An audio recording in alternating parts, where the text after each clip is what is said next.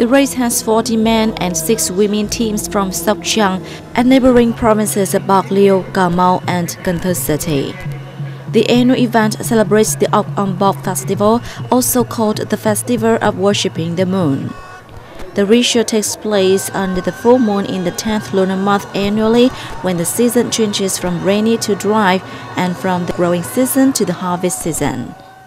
The event aims to honor cultural values and preserve and promote the cultural traits of the ethnic Khmer people in the south, as well as boost the province's tourism.